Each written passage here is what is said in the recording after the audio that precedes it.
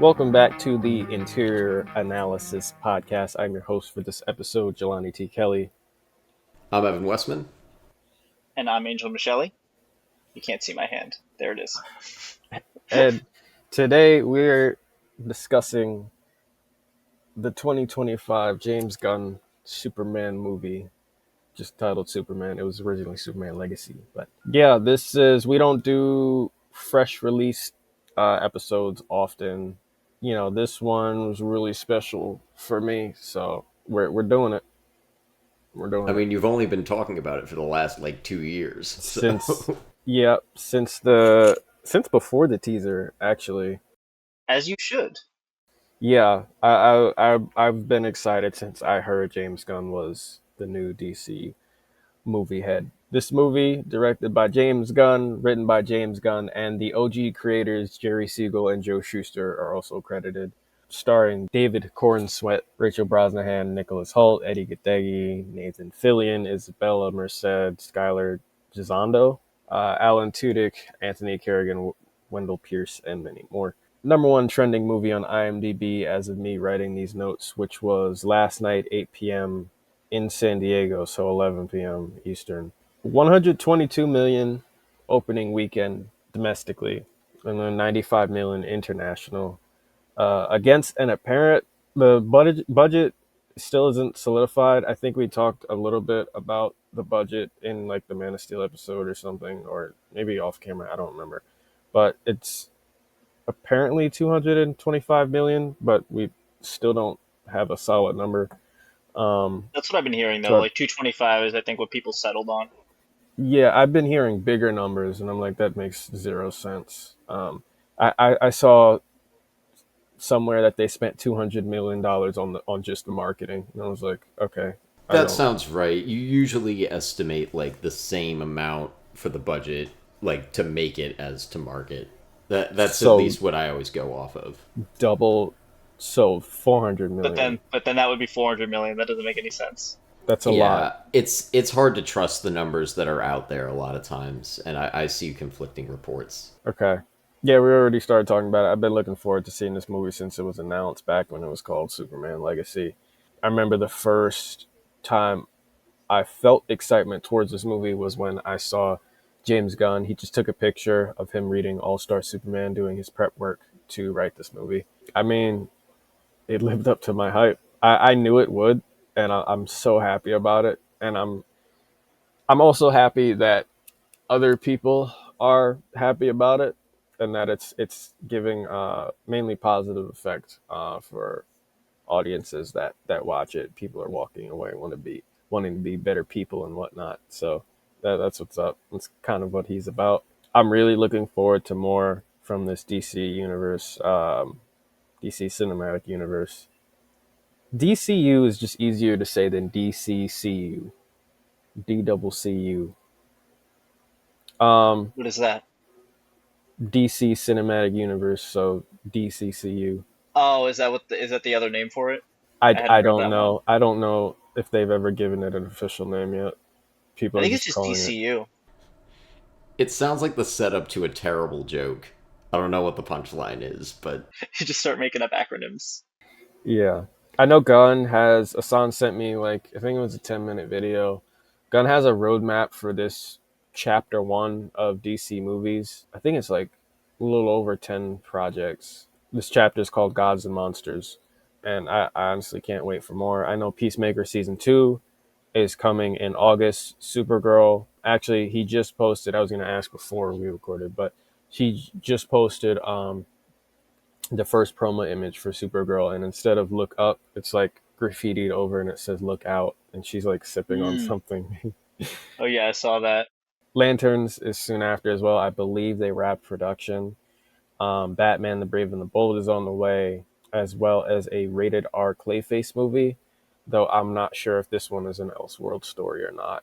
Side note, just as an actor, I really want to be a part of it. Gunn seems like a nice dude, and he loves to keep people that work with him on his projects, which is like a lot of directors. But Sean Gunn, his brother, has been in a lot of things he's made, which I don't blame him. The Belko Experiment, Guardians, Suicide Squad, and Superman. Michael Rooker was in Slither, Guardians, Suicide Squad, Superman, Elizabeth Banks, Slither and Brightburn, Nathan Fillion, Slither and Superman, and Sylvester Stallone, Guardians 2, Suicide Squad.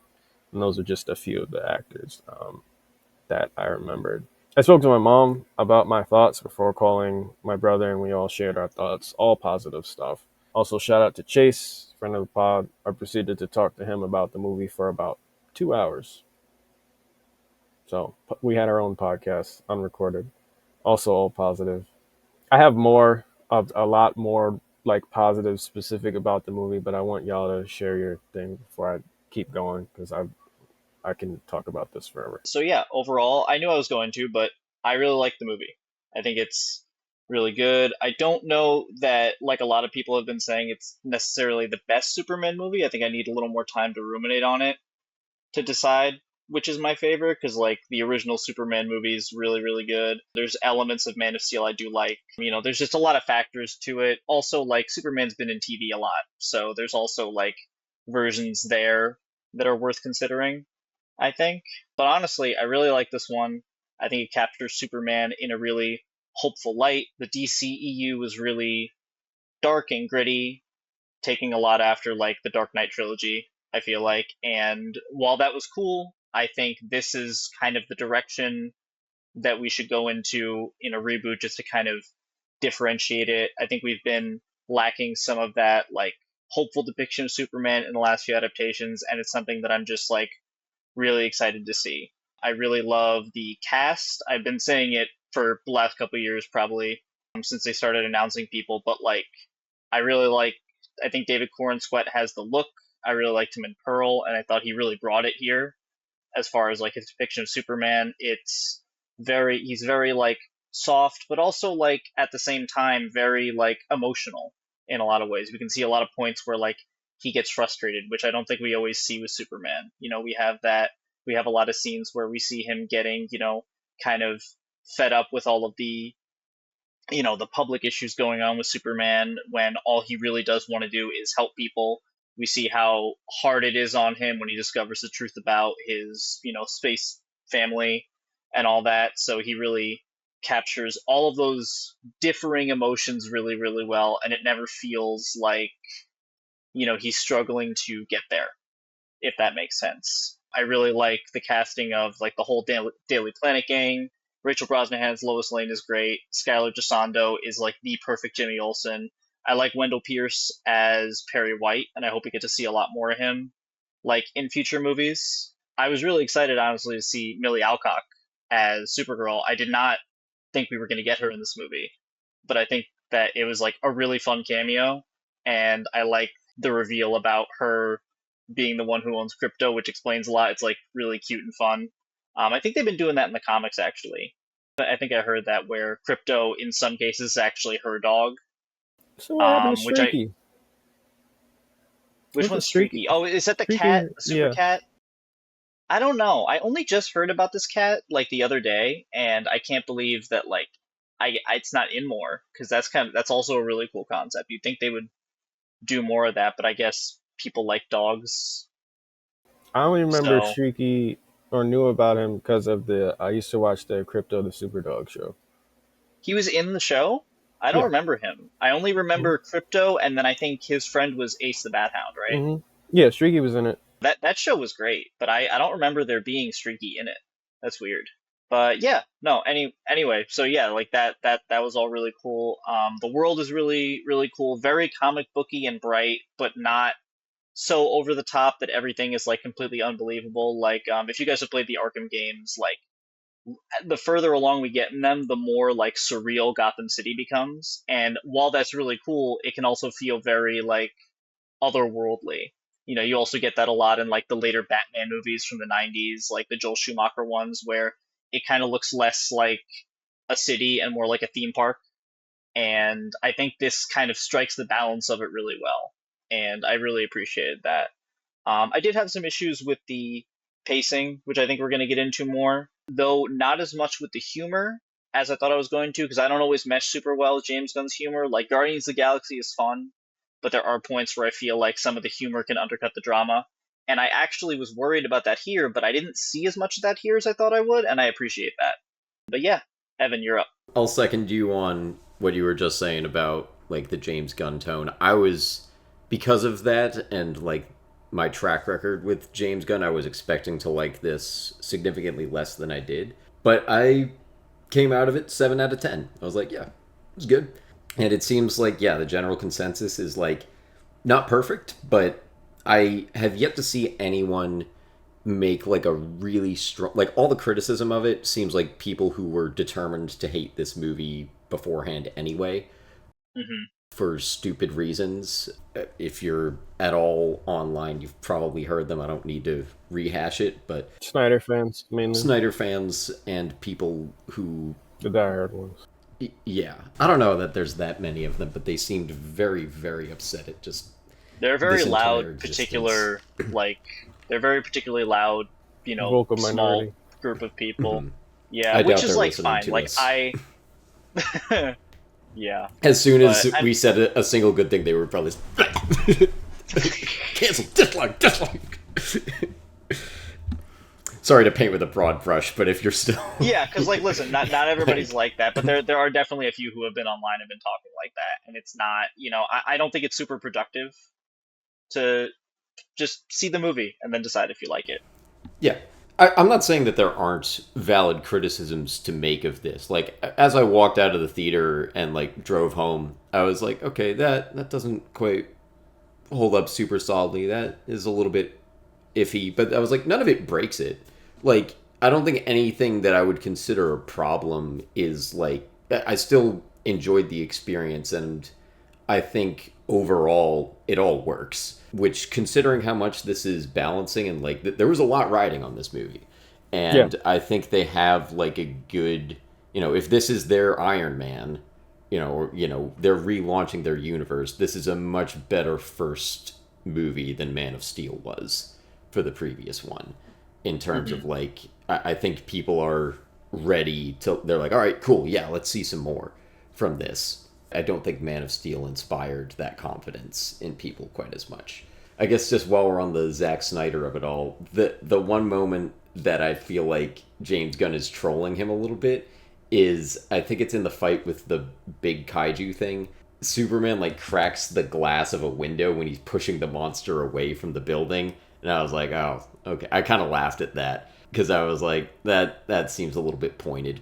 Um, well, they're and friends, so yeah, I would assume it's like a friendly jab or something. If that. yeah, Zack Snyder did, like for all of like the stuff that his fans have been doing, Zack Snyder himself does not seem to be butthurt about this at all. No, Um, I know he hasn't. I just read a thing. He hasn't seen it yet, but he's doing like a horse thing this week. I think his kids are in like horse riding or something, and he said he plans to see it like right after that. Like they're like friends. Like the fans try to pit them against each other, and it Yeah, doesn't make sense. they were It's just in yeah, something not together, some reality. cartoon. I don't remember which one. What was it? Was it Rick and Rick and Morty? Morty. Yeah, I saw like a clip of it. I saw a clip of it, and I it's saw a like clip of them. they are definitely Hmm. friends. Like they're kind of like making fun of each other, but in like a nice way. Like it's fine. Yeah. Like they're Hmm. not. It's not as competitive as people think. Like Zack Snyder doesn't seem upset that James Gunn's taking over. He's very supportive, from what I can Yeah. tell. You talking about the creatine clip where they're like standing in line at some food thing and they're talking to each other directly? Is that the clip you saw? Yeah. Maybe, yeah, I think so. It seems like they're really on board together with everything, so I think it's fine. that's good. People are making people are making a big deal out of it, and I there's the rivalry doesn't seem to be there. No, there is none. As much as I disagree with some of like Zack Snyder's filmmaking technique, I don't think he's a good villain to pick in this or almost any situation. Mm-mm. Again, there are things he does that I disagree with, but like he seems to treat everyone well on set. He doesn't make like his movies are iffy in like what they say sometimes, but I think that's just because he doesn't think about it. And I might bring that up again later, but like I don't think he is. If you're gonna like pick a villain in Hollywood right now, I don't think he's the guy. No. I'm not gonna watch any of his new movies. But that was basically the end of my notes. I guess the only other initial thing I'll say is the one like character and part of like the James Gunn sense of humor that I felt like shouldn't be here is Beck Bennett. His character, like I think he's a fine Mm, actor. I enjoy him Who? sometimes, but the dude with Steve the Lombard, Steve Harvey mustache. looking mustache, um, yeah, I don't know what his character's name is. He was the Um, one that didn't have a seat in the ship. yes, that Oh. guy. Yeah, Like I figured that. Yeah, he served no purpose and just like he felt like Beck Bennett playing an SNL character, and it was just like, what is he doing here? Like yeah. maybe there will be something for him to do in later movies, but just like he really did not need to be here. Again, not a deal breaker. That's the end of my initials. So yeah, the pacing and humor are the only two things I've seen knocked against it, which is fine. But I'm just gonna list off the positives before we get into the topics, which will just have more positives for me. The music, I think I've said on the podcast, I have all three versions of the John Murphy version of the John Williams theme saved in my playlist. The look up him version where it's like a woman's voice and it's like not even a minute long. Teaser trailer version with the electric guitar gets me so hyped. And then the complete version from the movie. All of them give me chills. The acting, the show stealers and the actors and their characters, like Nicholas Hoult as Lex Luthor. I mean, I knew he was gonna knock it out the park. Dude's filmography is nuts. Nathan Fillion as Guy Gardner. I mean, I also knew he would kill it. And Eddie Gattegi as Mr. Terrific. I walked away with Mr. Terrific as my second favorite character in this universe so far. Unexpected, but welcome. And I'm also glad Gattegi got his get back for what they did to Darwin in First Class. Okay, I was gonna ask because I looked up his filmography It and I is was him. like, okay, I thought it was him. I was like, I recognize him I from somewhere, I and think I yeah. saw something where he was promised that his Yeah, character was gonna get to come back somehow, and then they just completely he. fucked him over. I think he was supposed to come back. I read it would have made sense for the Sentinels in Days of Future Past to be based off of him rather than Mystique, which yeah. Yeah, And I think he was supposed to come back in Dark Phoenix, I think. One of the Well, he one maybe of dodged a bullet there. one of them. yeah. That's the only Um X-Men movie I've never finished. yeah. So Darwin's a mutant in the X-Men comics that can adapt to anything for those who don't know. And one of the most famous examples of his mutant power at work was during the World War Hulk series. He was either fighting Hulk or about to, and his powers decided the only way to survive was to teleport him to the other side of the world in the middle of the desert. Yeah. So that's the guy who died from like a little bomb in his mouth. Yeah, no, doesn't make sense. Anyway, so glad to see him back. The heart, there's something about this movie to me that felt genuine and passionate, and I can't describe it exactly in the same way as it's too difficult to describe how some movies feel soulless. Like the opposite of that. Like it felt legit to me. The feats, I just added this because I forgot about them.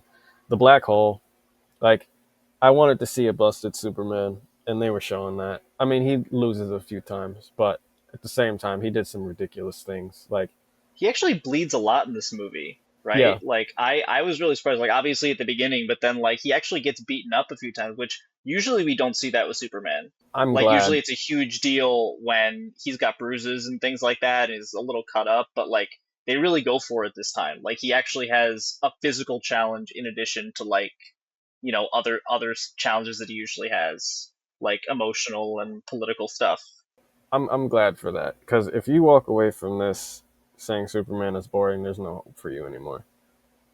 There's no hope because he's not. This movie very much showed one of the biggest problems with the character is that he's invincible, and no. So him fresh off of kryptonite poisoning or still having it in his body and then saving not only himself but three other souls in the dog, the baby, and Metamorpho from a black hole by simply blowing in the direction of the black hole was just the nuttiest strength feats I like to see from the character. Also beating himself. I mean, once the crypto destroyed those things, making crypto, relevant for one of the climax points. Yeah, he beats a clone of himself that was trained to beat him, and then also the upper atmosphere dive bomb. Like, I had to use the bathroom at that point, but I came back seeing him like dive back down to Earth, and that was cool to see. But I don't know how accurate that is to his powers. I don't know if Superman needs to breathe. That's the only He thing. does. I think what they were saying was right that like he needs to have air in his lungs because they kind of explain it like they do with a lot of things in this movie, where like he can hold his breath for a while, but he needs to have oxygen in there. So if all the nanites push the oxygen out and completely fill his lungs, he will die. So it's certainly possible. Like he can fly through space, but usually in most depictions he does have a helmet because he does need a certain degree of oxygen. Okay. But I think he can hold his breath for like 2 weeks or something as long Yeah, as he it's has something stupid. oxygen. It's something It's something stupid. crazy high, but like, yeah, the fact is, if he has no oxygen in his lungs, there's nothing for him to use. Okay. Marketing was everywhere, and I feel like I've seen most of the little goofy skits the cast has done together to like promote this movie. My favorite is being Jimmy speaking with Clark, and then Clark loses his glasses, and then Jimmy doesn't recognize him anymore. Hypno glasses. Right. And then the last thing before we get into the topics for my initial stuff, I have not read any Superman comics outside of the first Origin trade issue for the New 52, because my brother had that and told me to read it. And Injustice, which is just a completely different interpretation of the character.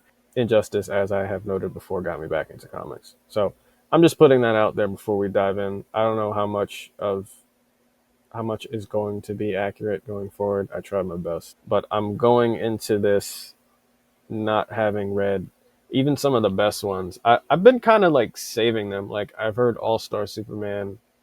That's the one that sticks in my head. I know there's some others, but I forget the names right now. So the world building.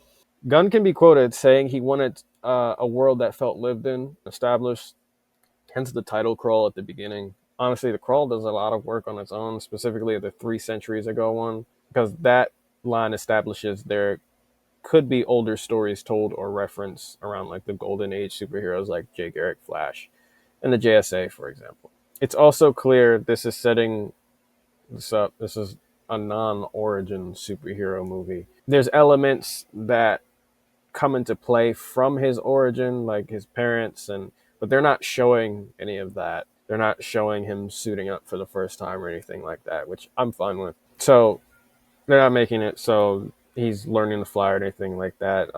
But it makes it so the wacky things are able to take place in the world without anybody batting an eye, which I'm fine with. I can only take personally so many reactions of new stories or new takes on comic book characters, and everybody's like, "What? He did what? He can do what with his hands?" Like, we get it He at threw this a point. tiny Superman. That's What? weird. He sneezed and blew away all the planets of a solar system? Is that a thing that happens in the Yes. comics? Oh, Yeah.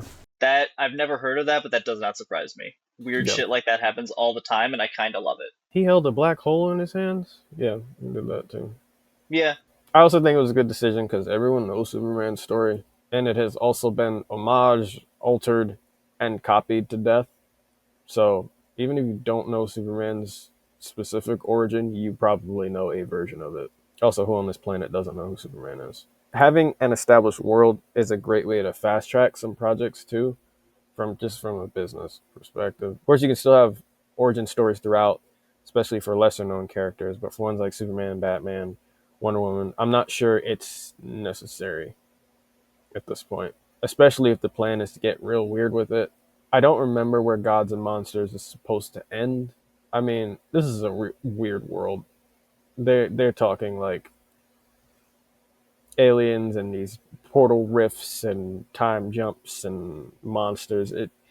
They're talking like it's nothing. So it's gonna get weirder from here, I think, and I'm all for it. And to jump to Marvel for a second, the Guardians of the Galaxy was a test to see if general audiences would accept weird and out there comic book concepts, and whether you love it or hate it, Evan, it worked. So I'll agree to that.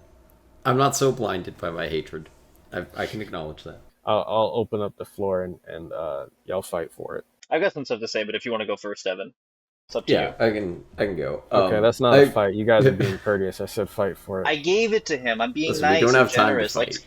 I'm So you being nice like surrender. Superman. So you This is surrender. yeah. This isn't if it was the Yeah. Batman v Superman podcast, we would be Okay. fighting.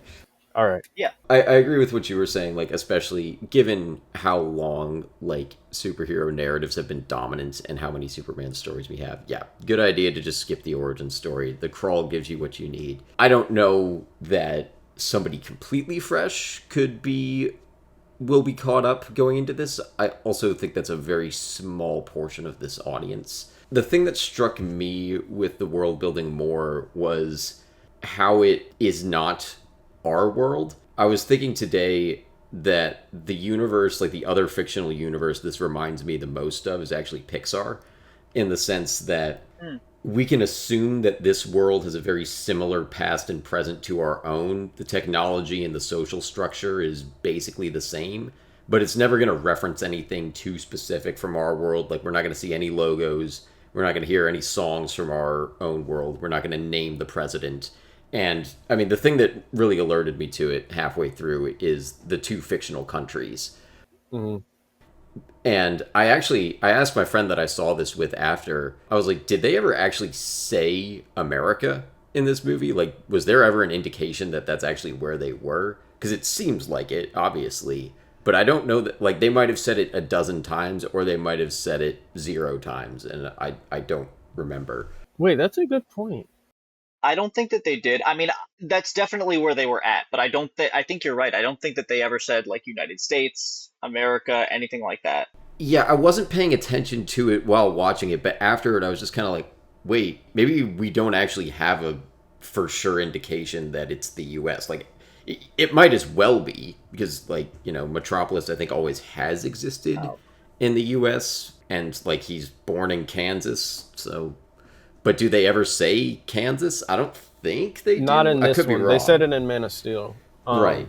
Yeah, yeah. This Like usually they do establish that they're in the US and like, President of the United States is like, they say that a lot. Like all that is usually very established. But I didn't even notice that, Evan, Yeah, that like I they think didn't say it. Metropolis is supposed to be like a retro futuristic New York, I think. Yeah. And then I Yeah. know Gotham is New Jersey, which Yeah, I once I do know found out, that that was so there's weird. no like New York in this. Like I do know that. I heard that like James Gunn said like there's not like a lot of the major cities don't exist. Like they're replaced with stuff like Metropolis or like Gotham City, stuff like that, which kind of makes sense because in the comics it gets a little weird with like if this is New York, there's also like two or three other metropolitan cities that are in basically the exact same spot because they didn't, but they just don't address it, which is kind of weird. I think replacing it here is good. It makes it feel like more of its own world because you're right. There's not like the history is very similar, so the day to day is very similar, but Well, it's we all its own assume the history companies and is like similar. Like, we yeah, don't actually know there's yet. hints that it's not. There's hints that it's not. Like the Geneva Convention thing. I don't know if you caught that. No. Do they mention that? The whole pocket universe technology apparently violates the Geneva Conventions, Okay. indicating that it was part of the Geneva Conventions like when they were written, which would make sense because if there's been metahumans for 300 years, that would have very much influenced like history and like political policies and things like that, especially if there have been superheroes since like we can assume at least the 30s or 40s, right? So it would make sense, but Well, there's like little hints like that. the crawl gives us some indication. Like, I think so it said like Three centuries. centuries that they've been around, Three. but it sounds like they've been in like the public eye for 3 years, is what they said. And that to me Hmm. is a Well, smart amount of Superman time. has. Superman has. They don't specify that it's all superheroes that have been around for that amount of time. Okay, but I think the indication, I could be wrong because I'm not remembering that crawl perfectly, but it sounded to me like Yeah. 3 years is how long like people in this world have known about it, like broadly. Because as we Yeah. see, like everyone's pretty unfazed, pretty used to it. But I think 3 years that's a smart amount of time because it makes the fact that like everyone knows who Superman and Green Lantern are. That's enough time that like everyone's used to it, but also it's not so long. Like I was thinking about comparing it to the boys, like that universe is something like, I don't know, 50-ish years that superheroes have been in like mainstream consciousness, and I've talked a lot on those episodes about where I think that world building doesn't go great in terms of like the history of that world compared to ours. Mm-hmm. And Yeah. 3 years to me, like they seem to be.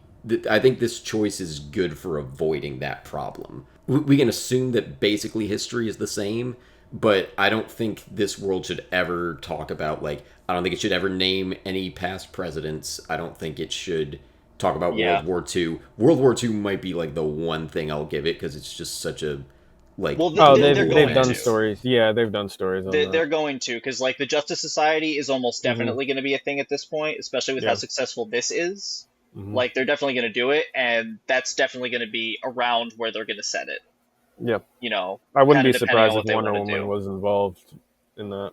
Yeah, I Yeah, think they still have to be careful about it though. Like at a certain point, as evidenced by the boys and other stuff too. Really, if you go too far into the past, I've been thinking about making a video about like where these lines are and using the boys as a reference point. Like you have to be careful with how close you get to reality in terms of like time, in terms of proximity of influence. I won't derail it too much, but like I've thought a lot about like why does it bother me that somebody mentions Ed Sheeran in The Boys, but it doesn't bother me that somebody listens to Beyonce in the MCU. Like why? Because they're kind of the same thing, but because of the way those universes are set up, it bothers me in one and doesn't in the other. And they're both So based off of our worlds too. So yeah, yeah. I think the thing is the boys, because I think I see what you're saying. The problem is like the boys, it's very much our time in the sense of like social media is very highlighted. A lot of like, specific events are kind of like taken and put into there. The MCU just kind of feels like it's our world mainly, but we're only following like these specific characters. Like the public stuff doesn't always kind of like make it to the forefront. Whereas the boys, sometimes that's a lot of the focus, like how people are yeah. seen on social media, stuff like that.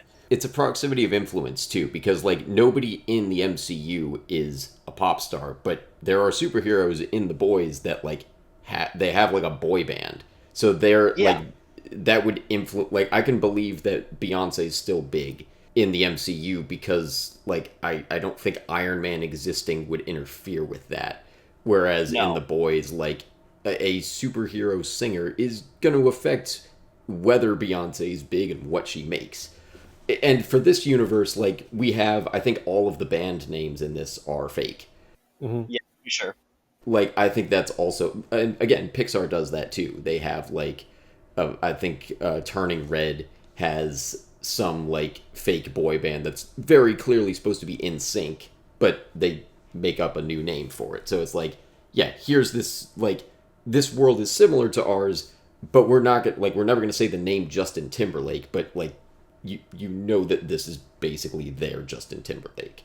And it, I feel it's like we called got this universe as MCR basically. is it called Out the Kitchen? Oh Did you no, I say think it's Out the Kitchen? I think it's called Four Town. That's like my favorite joke in that movie is people keep saying Four this. Town? It's Four Town, but there's five of them. What's up with that? Oh my Um, gosh. That's pretty funny. I like that. My I like to think about it would really help if some of these worlds similar to ours would set a point in time or like a year where I don't know how you would do it, but a year where their world's history diverges from ours. Right? If you just give us a note of that. That may also be too specific though, because like that is a really smart way of world building alternate history, and there's a few examples where that works. So I don't know if you guys have seen Counterpart with J.K. Simmons. It came out a few years ago on Stars maybe or something like that. It's like about two parallel worlds, and in the other one's very different, but they have a specific point in time where it does diverge. So a lot of the history and everything does actually like line up with ours. You don't have to worry about them going too far back and like overcomplicating things. You don't have to overthink it, like because there's a specific point like okay, this event is what changed things, and that's why everything after that point is I think it was like 1986 or something. So it's recent enough that you can still reference historical events, and they happen the same way in both timelines. So like that can be really smart. I think in this case, because there's so many fake names, there's not really Oh a no, I lot of don't think like it's necessary exact for real this. world parallels. Yeah, Oh, okay, no. that's what I thought you were saying. Yeah, No, I was which is saying like, for like the MCU or the boys. Yeah. yeah, I think in a lot of cases it's implied. Like the problem is the problem with the boys I think is that they seem to keep shifting the line between seasons. At least that's the sense I get with the MCU. I think in many cases you can kind like especially with the MCU you can kind of bank on like Iron Man comes out in 2008 and like nobody knows in that world knows what a superhero is apparently. Like Captain America exists like as a retrofit, but then there's basically nothing between there. So you can basically assume, and also like Captain America in that first movie is connected to World War II, which is a thing that happened in our universe. So you assume it ends the same way. So I think you can just take it as like, okay, 2008, everything with history up to that point is the same, and then like basically post Endgame MCU, like the snap is a big thing that happened in that universe, and the blip when people came back. So they've built in their own like history, and I think you see that deviate. Like they kind of stop pulling in real world events. Like nothing that happened in our world in like 2018 happened in the MCU in 2018. oh I yeah, feel like absolutely not.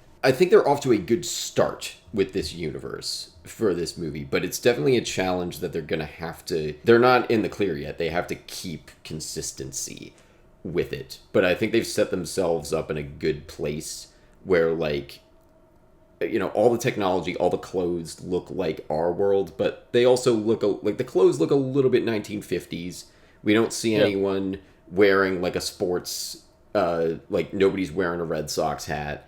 Nobody's sporting like a Taylor Swift Eras tour T-shirt. But it's okay if we see, I forget the band name that they said, but their like punk band The name. Funky Crab Joys, Yeah, that we one. can see Yeah, somebody in that T-shirt now, and we can see somebody in the Metropolis baseball team hat. Like they have enough there to make it feel lived in like our world. But I don't think we should ever see somebody in like a Tampa Bay Buccaneers jersey. Like that just shouldn't happen with the way that they've like that's gonna break the world if they do that. So they have sort of boxed themselves in there.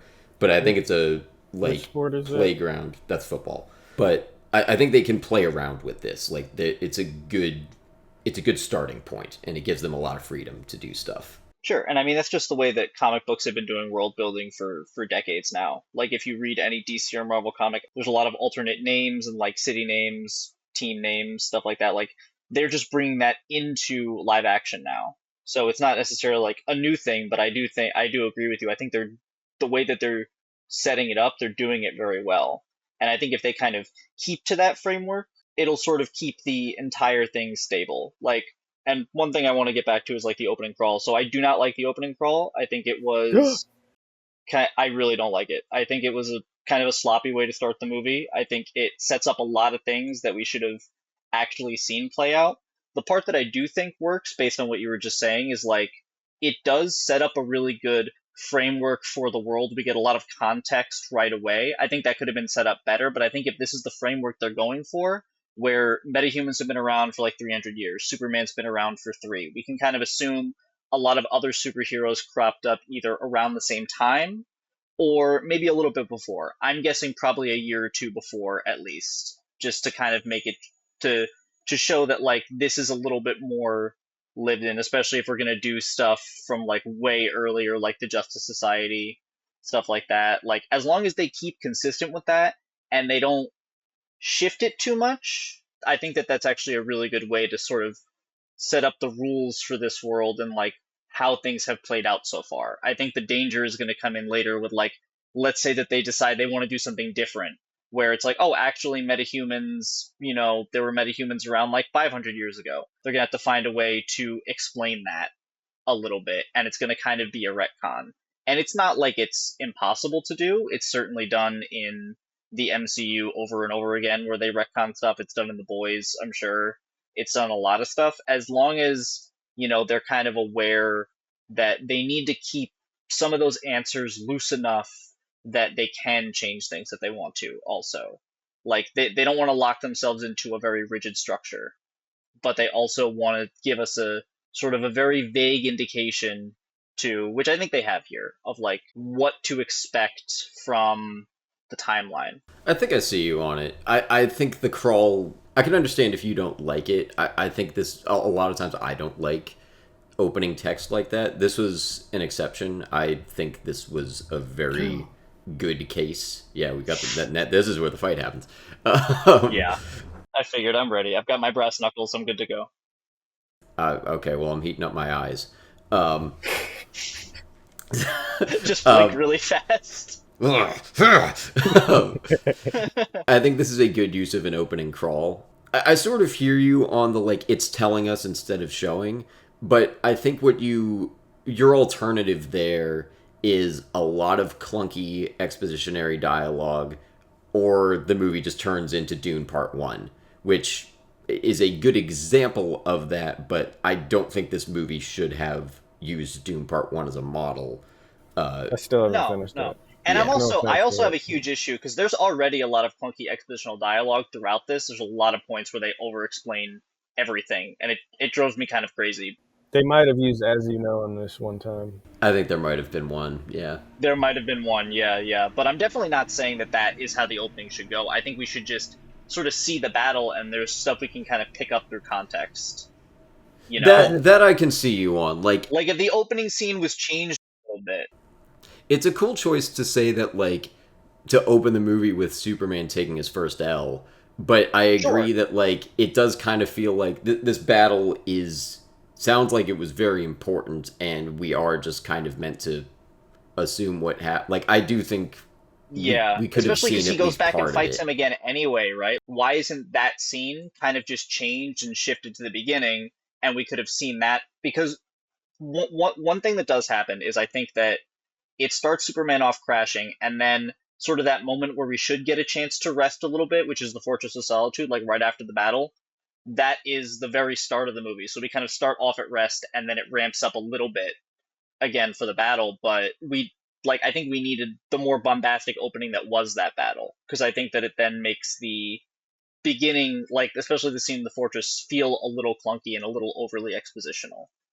It doesn't break the movie for me either. I just don't. I just think that there was a better way to do this.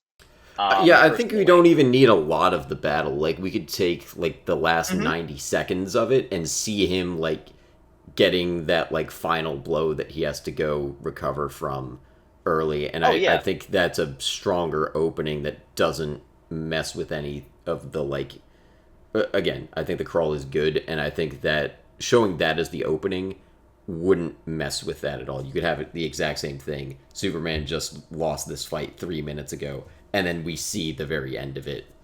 Rest of the movie happens the same Gotta way. crawl before you can fly.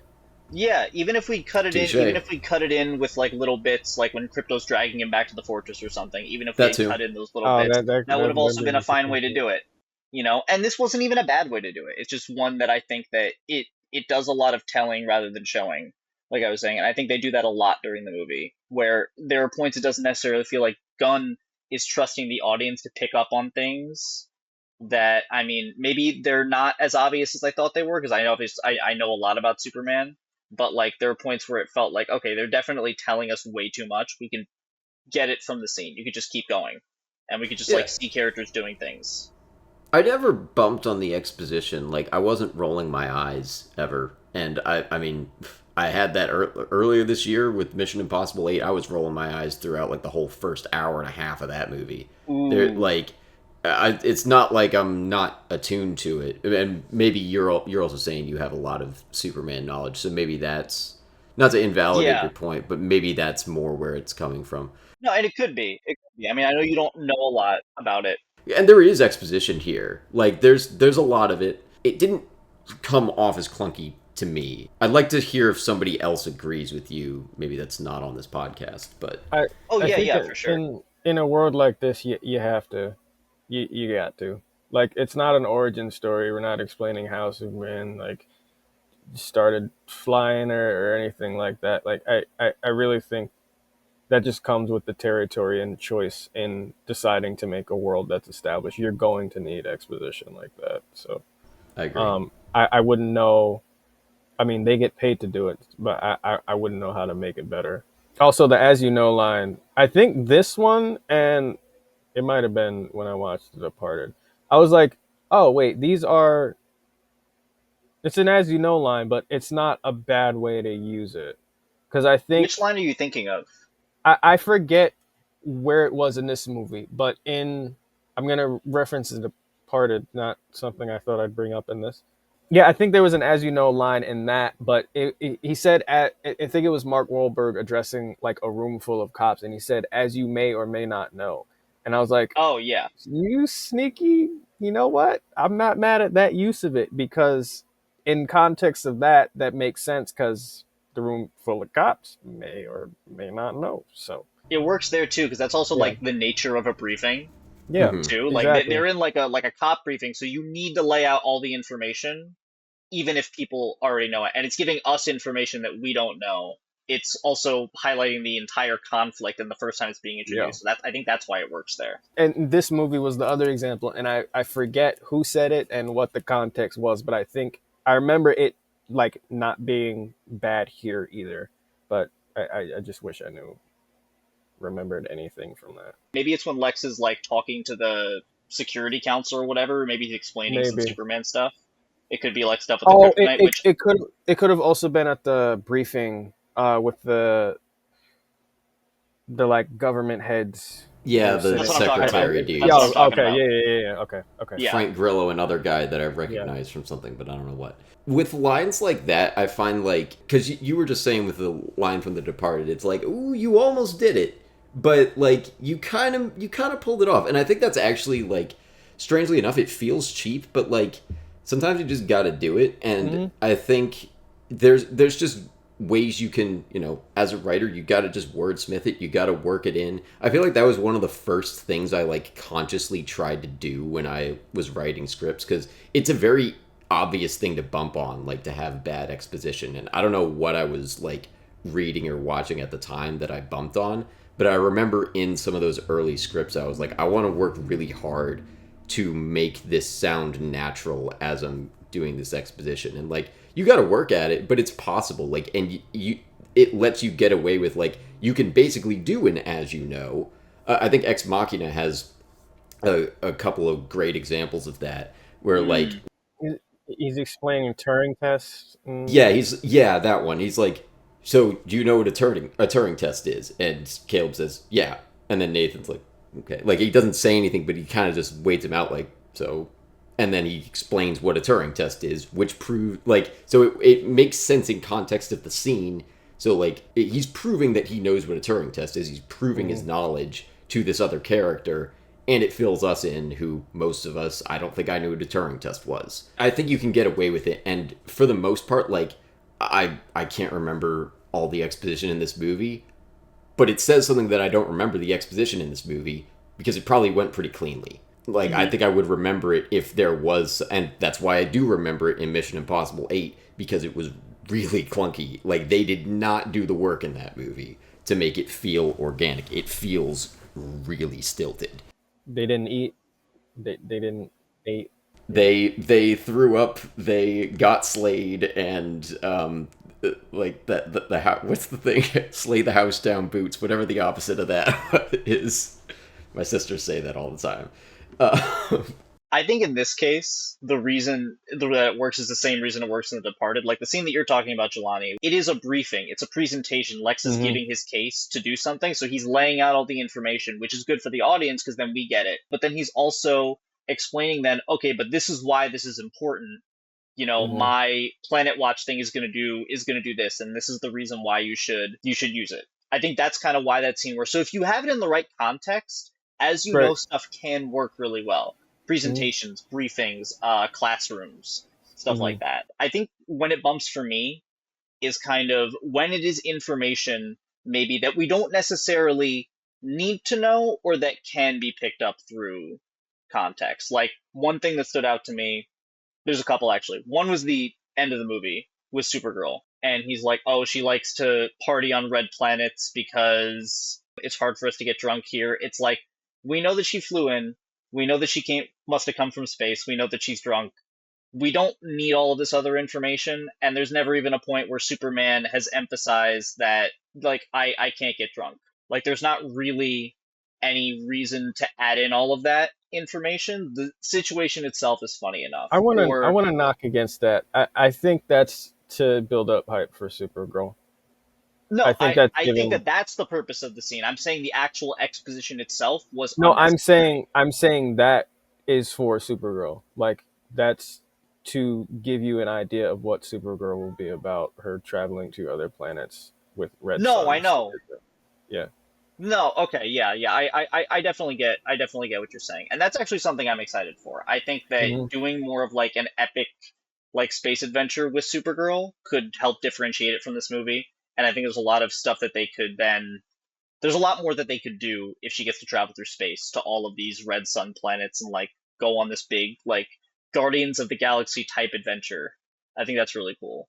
They're gonna get real weird with it. They are. I think that the story they're basing it on, Woman of Tomorrow, is Hmm. actually very much like that. It's like a big epic space, not opera, but like Star Warsy type adventure, and I think that's really fun. You Mm. don't always see that in comic books. Superman does have stuff like that, but they really usually focus on him on Earth, and I think that doing this new thing could be really fun. But yeah, Yes. just little stuff like that. Like when it feels like we either didn't need the information or it could have easily been shown rather than told. Like it does sometimes feel like you didn't necessarily need to do all that. Mm. There's much, much worse examples of it in Oh, very absolutely. recent Last movies, I Airbender. think. Last Airbender. As you Oh, know, I conquered the so, the yep, Fire when he Lord was banished talking. his son, the Prince. As you know. Or the ridiculously the my brother and the princess became friends very quickly, where they're skipping all Uh, of this other shit and they're just montaging it because they're running out of time because the movie is 90 minutes. I ran away, but I'm back now. It's time for you to stop doing this. Leave him alone. Politics, they're in this movie. I read somewhere, and I don't know how to feel about it. Maybe somebody can tell me how to feel about it. I read Superman has always been kind of political, so that politics were going to be in this. I don't mind them being in this, like whatsoever. I mean, the fact that it's sparking up IRL controversy is funny to me. There's multiple reasons why, but I'm gonna just talk about him being an immigrant. Yeah, he's an immigrant. That was his story. That's what it's always been.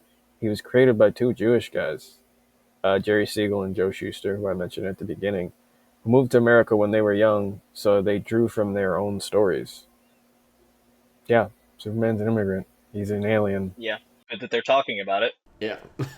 as they should. Like it shouldn't be a taboo topic. We should get to Right. discuss it. His comic, Action Comics #1, was published during the Great Depression and gave people a reason to continue being hopeful through it. And I don't think it's a coincidence the big blue Boy Scout is making a comeback during the times we're in right now. I think it was a really good choice to do this movie right now. And to quote ohiohistory.org, just for a full origin backstory, as you know, with Hitler's rise in the sorry, Sorry, you Turns off just the did it, computer. man. No, with you didn't Hitler's say that. rise, As you may or may not know. The exposition on this podcast. Go uh, ahead, though. Go ahead. with Hitler's rise in Europe, with his anti-Semitic words and the negative stereotypes of Jewish people. Also, I believe Cornsweet is half Jewish. My mom also told me he's Hispanic too. I haven't found any Is evidence he? to support that. I haven't found any evidence to support that yet, but it's possible. Interesting. I don't know. But I also find that really funny. He was kind of just bred for this, huh? With Hitler's rise in Europe, as you know, with his anti-Semitic words and the negative stereotypes of Jewish people, pushed Siegel and Schuster to make a hero that defended the weak. They would often portray Superman protecting the weak and those who were mistreated. He was a hero the world needed as World War II began in Europe. I don't want to get, well, me personally, I don't want to get into the conflict between the two countries, Nah. but I Nah. really appreciate that it's saying something, not about that particularly, but just it's saying something in general. And I'd rather that than it shy away from any sort of stance on some pretty big issues. So, I think we all kind of agree on that. Like it's I feel like a lot of movies are definitely afraid to get political, and I think that the fact that this one is willing to tackle this at all is good. I think it's a good thing. It's also one of those things where like the politics is not taking over the entire movie. Like I feel like a lot Mhm. of people might, might think that it would. Like it really is like it is important to the context of the story, to the plot. It's important to the themes, I think, and they just blend everything together seamlessly. And it shouldn't be a specific thing that like people have an issue with, discussing. Especially Superman is meant to be this big hopeful thing. He's always been tied heavily, like you were talking about, into the political context of the time. And they change him like every 15, 20 years or so to keep updated with that.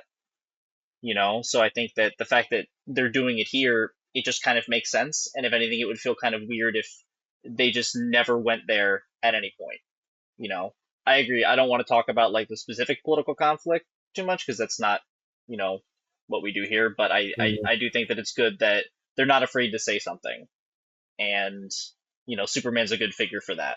Yeah. Yeah, the fact that they don't both sides bad it is, I think, Mhm. huge. Like, I think they get away with it Mhm. because it's these two fictional countries, and like, I wonder how that's going to play in like 20 years. Real world history will probably be what determines that the most. But like in 2025, I think anyone over the age of like 16 who's at all tapped into like the Middle East conflict right now, like you know what James Gunn is saying here. I think he's pretty obvious about it, and I'm kind of surprised that he was allowed to. I'm happily surprised at it, because again, I won't name names because YouTube doesn't like that, but I'll just say I generally agree with the stances that James Gunn's making here. I wanted to bring up this topic because this movie's been making me think a lot about like just the idea that like some people I think will probably come at this movie, and I think already have, saying Mhm. like leave politics out of Superman. Like it's not even coming from a place of disagreeing, although a lot of people I think are disagreeing. And to the people who disagree with this movie, I'll just say like, maybe interrogate those beliefs, but I'm not informed enough to really push back on them. I do want to push back against anyone who's still listening who thinks that like politics should not be in a movie like this, because I disagree with that on a few points, and I hate how this figure that I'm about to quote has been mischaracterized in the past few decades. But I'm going to quote George Orwell with one of my favorite Orwell quotes: "The opinion that art should have nothing to do with politics is itself a political attitude." So I just will say that I wholesale agree with that stance.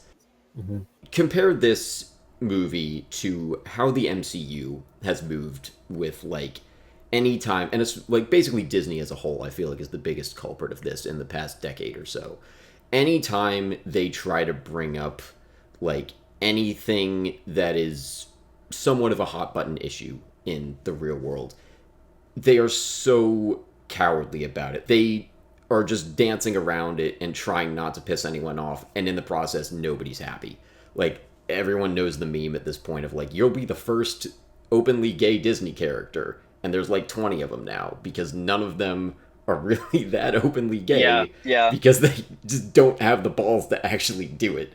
And you see them do that with like I haven't seen, I think you guys have, but everything I've heard about the Falcon and Winter Soldier show is like we're going to talk You gotta about do like better, Senator. Well, that's the issue. Is like they're not actually addressing anything. Like have the balls exactly. to have an openly gay character. Have the balls to actually discuss the political issues that you're bringing up. Don't just use them as set dressing. Well, I think what happens with the MCU, well, Disney in most cases, is they're like, oh, we see that other movies, sometimes big ones, usually smaller ones, they're like, oh, people are like politically engaged and they like seeing current issues discussed in like new movies that come out. We should do that too.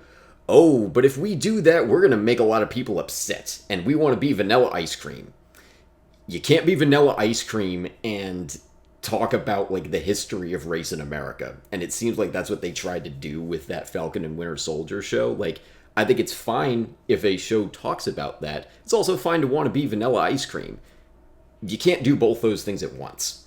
And I think that's part of the problem is that when a lot of big budget, like something that you spend $200 million on, they don't want to be controversial. So they just shy away from stuff, but it's still there. And it ends up being this kind of nothing burger that says nothing and just makes everybody upset. So I think this movie will upset some people, but I'm very glad that James Gunn seems to have been given the leeway to like actually bring some teeth to like the things he's bringing up here. I was thinking about, I don't love the way that this arc is executed in the movie. I think it's a little bit rushed, but I really noticed like the thing with Green Lantern showing up in the like fake country's conflict at the end. Because earlier in the movie he says, "Oh, superheroes, like we shouldn't involve ourselves in politics." And then at the end he is taking a side. I think we needed another beat with that, but to me that signaled like James Gunn is saying, "Hey guys, like we are not going to be shy about where we are not going to middle ground this." And we like I think it's him saying, "Yes, superheroes have a place in the cultural conversation." So I think moving forward, like mostly I think it's a good thing. I do recognize that it probably opens the door for some movies to come out, maybe within this universe. I guess we'll see. But I think there might be stuff that like I personally disagree with. But for the moment, maybe I'll draw this back once I see the results. But for the moment, I think that's a better route for us to take than the like just middle ground that we've been doing. Because that's also like, like I said at the beginning, in itself, like the MCU has a very weak stance on like how it deals with these issues, but it's still a stance. They're basically just like status quo good. So they're not being super inflammatory, but they still are pushing a perspective, whether they want to or not. And that's true of anything. Like, even if, like, this podcast, we don't really bring up political issues, but we still have, like, a standpoint that we come at things from. Mm-hmm. And it informs how we talk about stuff. And that's true of any piece of art. It's not even a thing you, like, even if you're trying to actively avoid doing it, you still do it. It's just the truth of how things work, I think. He's wearing it on his sleeve, and I think that there's a reason why that does work here. Because normally I don't like that with James Gunn, but I think in this case, like, having that be like a very, because again, like you were saying, there's a lot of middle ground with stuff to the point where they're saying absolutely nothing. Like, they almost want, it almost feels in a lot of these things like they want the brownie points for mentioning these topics without actually having to say anything about them. Exactly. Because they're afraid to piss people off. And that's my issue, especially when it comes to things like Falcon and Winter Soldier, where they're talking about race relations. They want to seem like they are saying something important about race relations to get that audience, but then not actually saying anything that might piss off, you know, the other side of that conflict. They came close in Brave New World. They were closer in that than they were in Falcon and Winter Soldier, but it still But even then, they pulled back so far, they were too afraid to say anything. Mm-hmm. And that's what pissed me off about Brave New World. It's like... With all that being said, I don't think this movie does everything perfectly, but I think it's a good step in the right direction. And to tie back to the world building, like, if some people think that this movie doesn't have teeth because it is using, like, fictional parallels to real things, I want to point again, I hate how people tend to do this, but I'm going to point again to Orwell. Animal Farm is a story about a bunch of pigs taking over a farm, but everyone at the time could tell it was really about Soviet Russia. I think James Gunn is following in that, like, allegory, and maybe he'll continue to, maybe not. Maybe we'll see a lot of different views expressed in this new universe. I think we'll see, but I think we've had enough of the, like, stuff we've been complaining about with, like, middle ground and being too afraid to piss people off. Like, if your piece of art is already going to have a political stance there, and again, I don't think everything should. I would like to see moving forward, if you don't have anything to say, like, I don't think there should be an obligation to do that. But if a director does want to make some kind of statement, I would like to see studios give them a little more leeway to do that. And hopefully they won't make anything harmful, although I do recognize that it does open the doors for that. But maybe that can at least spark more of a conversation than this middle grounding that we've been doing. We'll see. Maybe I'll say something different in 5 years when we get a few more things like that, but I think it's at least worth trying out. And I'm glad to see this movie take a stance. That was the end of my notes there. All right, so the last final topic for this episode is Human Man. I want to talk about one of the trailers for a sec, and it'll open it up to get for you guys to also mention your points about it. I don't remember if it was the first official trailer or the teaser trailer. I think it was the teaser. Anyway, the first scene we ever saw this Superman speaking was an interview scene with Lois, and it crescendoed into his line, "People are going to die." I knew Gunn knew what he was doing, but I was wary about people seeing this Superman in a negative light, with him yelling and getting angry, that being the first introduction of him. But the point was to show how much Supes cared about human lives while simultaneously showing he's not above emotion. I don't know if that smoothly transitions into y'all's points about it, but I'm going to open the floor up. What I was going to talk about in relation to that interview scene, which, by the way, one of my favorite scenes in the movie. I heard it was going to be 11 minutes before the movie happened, and it felt longer than that. It was just such a good scene that like really highlighted all of the conflicting emotions of Lois and Clark's relationship, but also just all of the emotions that Clark is going through with all the conflicts going on in his life, because this is like directly after what happens in that opening scene, and he's still dealing with the ramifications of that conflict. And I think that what the scene highlighted to me was how like the political situation is important in relation to his character, because he saw it initially as simple as something as simple as, I'm going to go talk to this guy and tell him that what he's doing isn't right. That's what I believe, and Lois then points out there's a lot more context, both political and like just like, cultural too, where you have to understand why maybe you made a rash decision, and maybe like there are people that will think that the way that you approached it was not the right way. It showed a more human side to Superman than we normally get, because it showed us a Clark that is, he has the weight of the world on his shoulders, and he's very frustrated that it can't be as simple as having a conversation with somebody.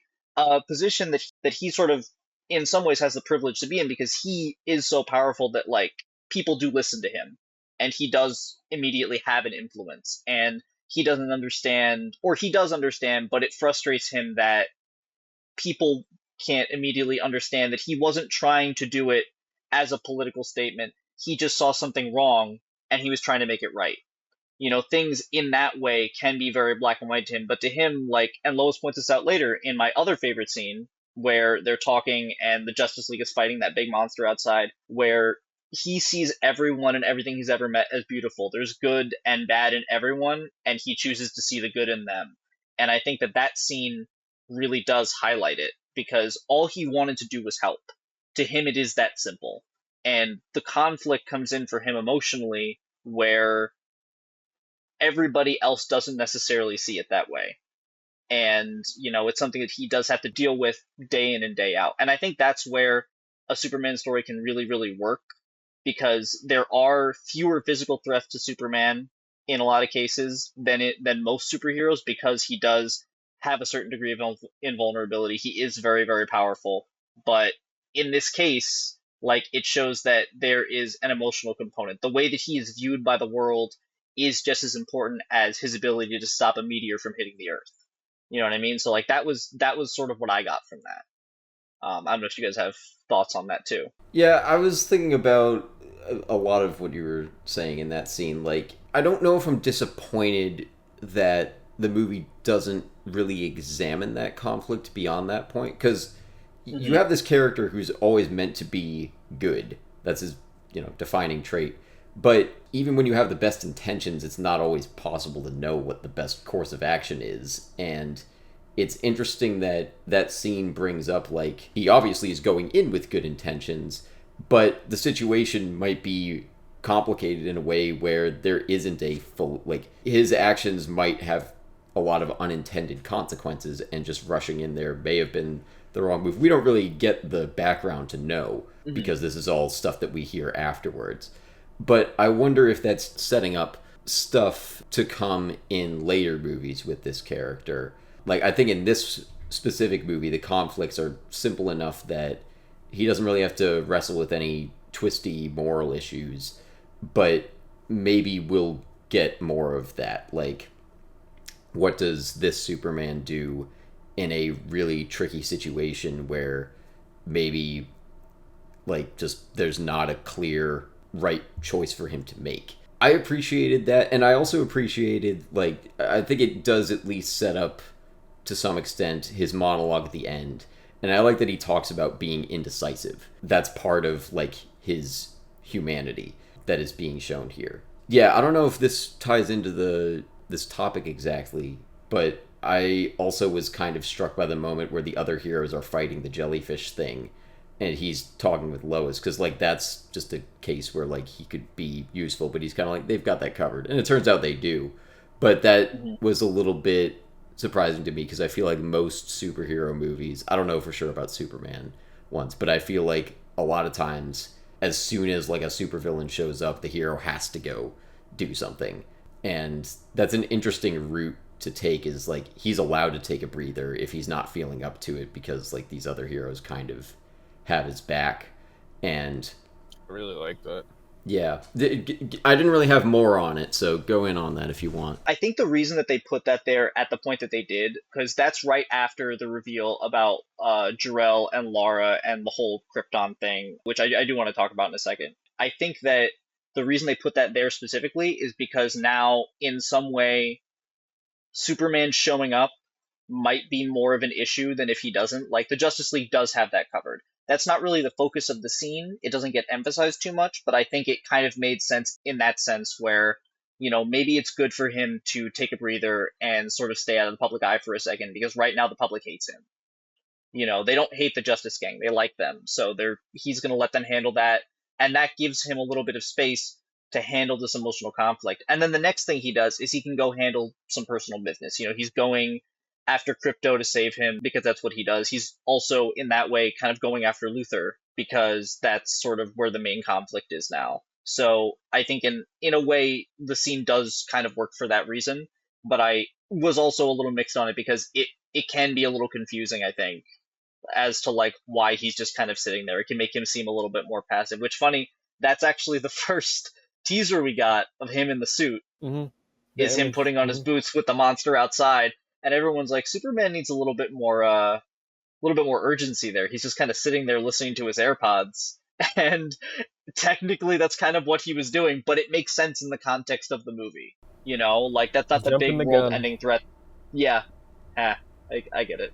I Ayo. like that. I do also, if we have a sec, I do want to talk about the sort of change to the context of Krypton. Because I feel like normally they do have a couple of versions of Krypton where it's kind of like that, where he's sent as a conqueror. That's actually where the roots of Ultraman come in. Because initially, so Ultraman, the original version, was an alternate universe version of Superman Yeah. that I believe was sent there to conquer. And he created this thing called the Crime Syndicate, which was like an evil Justice League.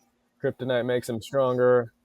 Exactly. Yeah, yeah. But he has very similar power to Superman, but he's got a much harsher personality and he's evil, obviously. Everyone in that world is kind of the opposite. It's kind of like the mirror universe from Star Trek. And that's also kind of the reason that I figured out very early on that Ultraman was going to just be a clone of Superman, because it just kind of made the most sense. People are saying he's going to be Bizarro. Him going into I have the. been hearing that, and I think that that could really, I think that that could work really well. I think changing it to him being like part of an alternate universe would be too big of a retcon, but I think that if you make him Bizarro, I think it works in the context of here, and it could be really interesting, like in a later movie, even in a non-Superman movie. Like if they wanted to have him be part of a Justice League movie, that could be really cool.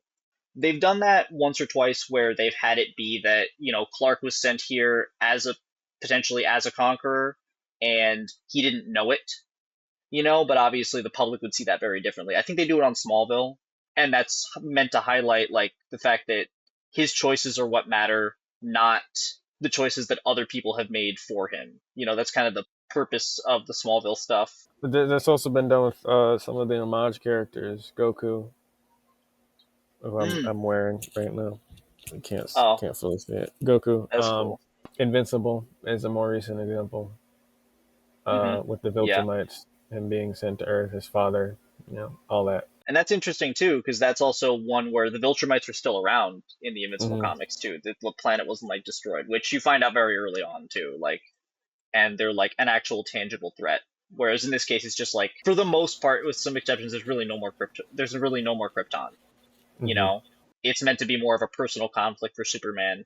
And I think that it's interesting that we knew right away that he had no idea, and all of his motivations are very selfless and very much like, I just want to help people.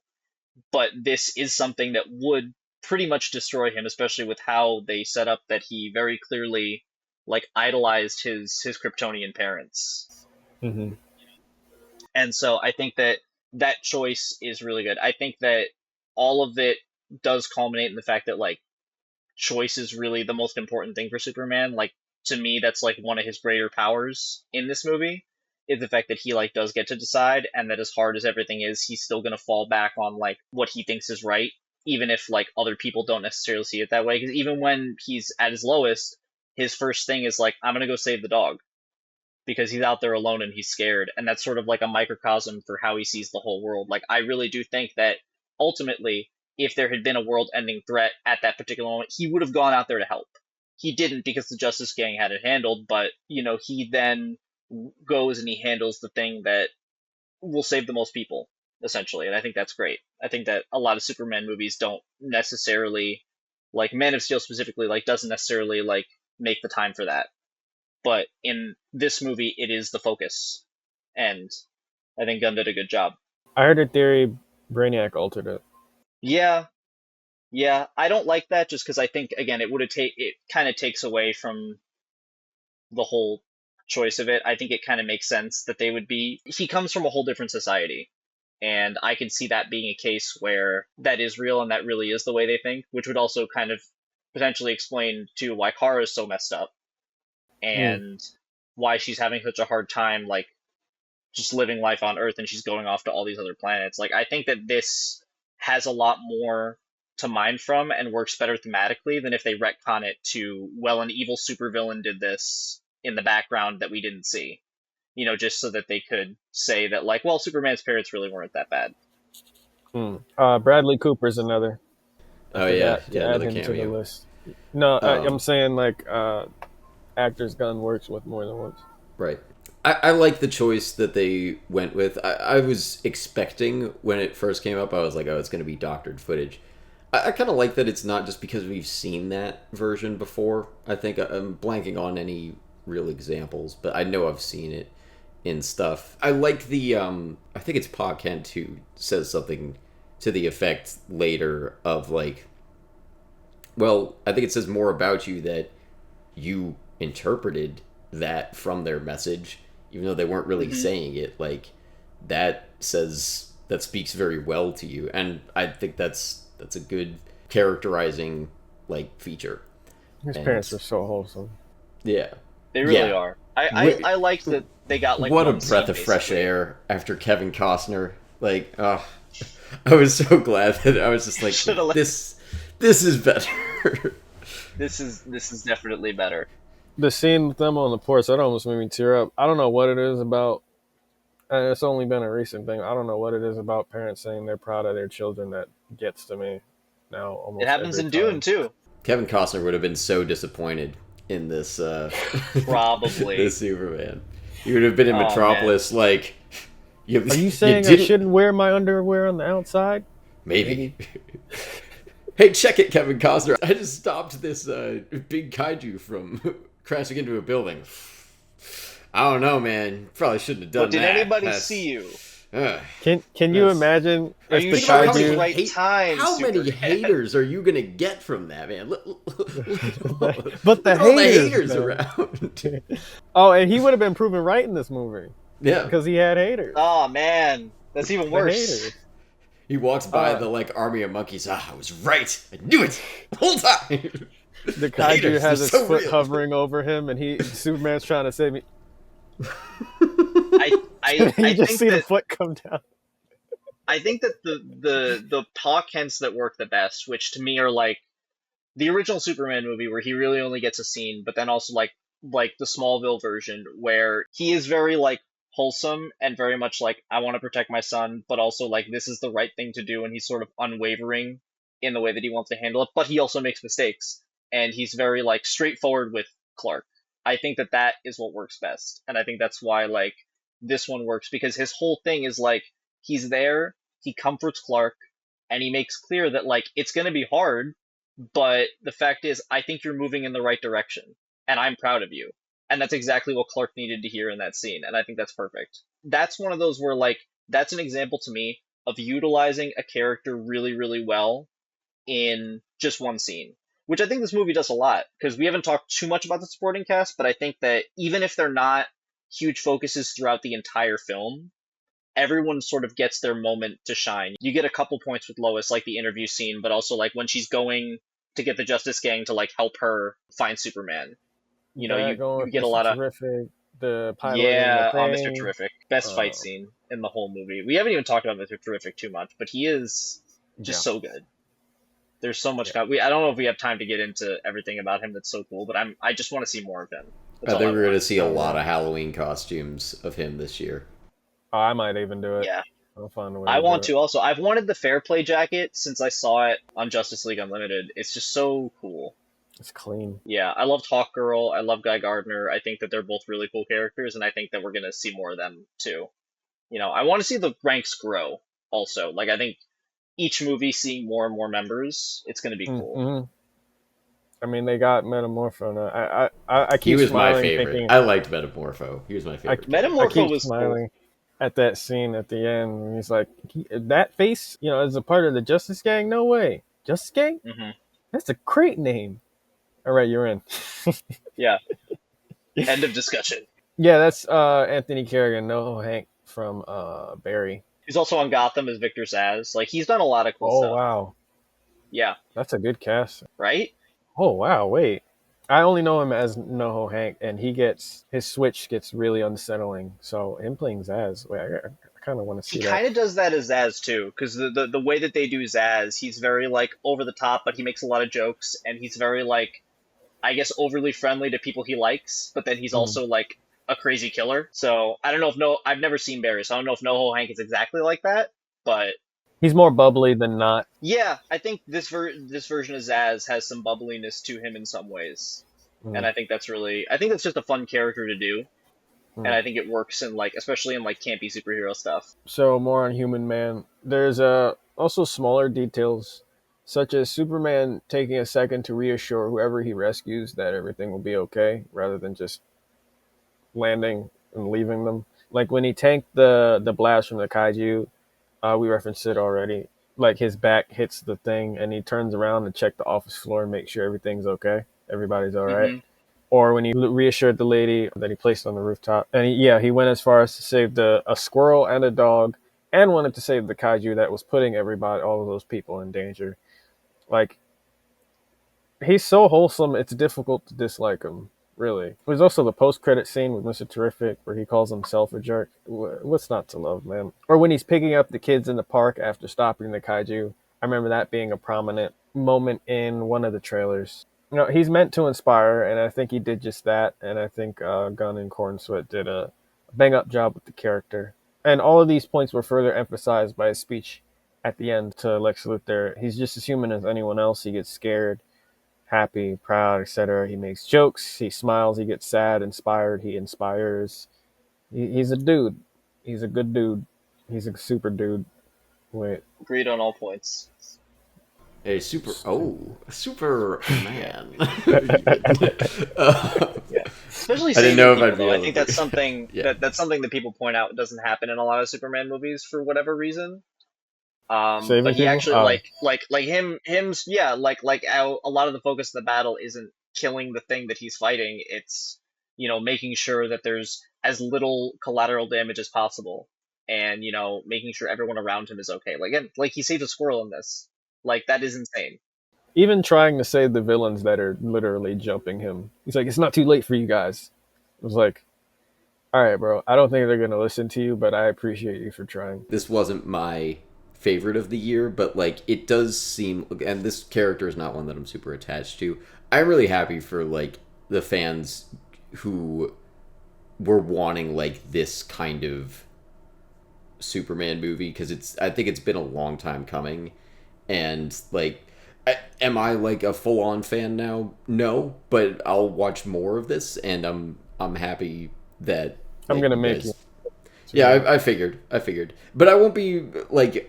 I'm glad we're picking up with this DCEU. You have made me watch a couple from the old one. I think this is a good start, and I think I was saying off air at some point, like if the 2020s are the decade of DC, I think like I'm okay with that.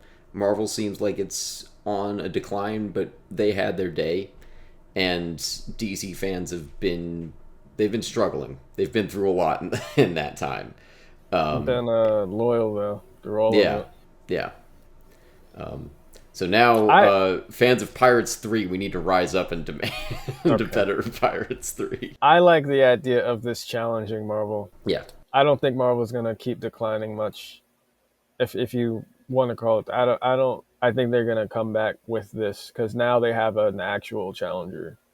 They can't just So coast Yeah. off being the right, better of the two anymore. right. They got competition. All right, so our next three episodes are going to be Titanic, The Departed, and Sinners. And Stargate also. Oh, and Stargate also, yeah. Our logo's by Kelsey Hendry.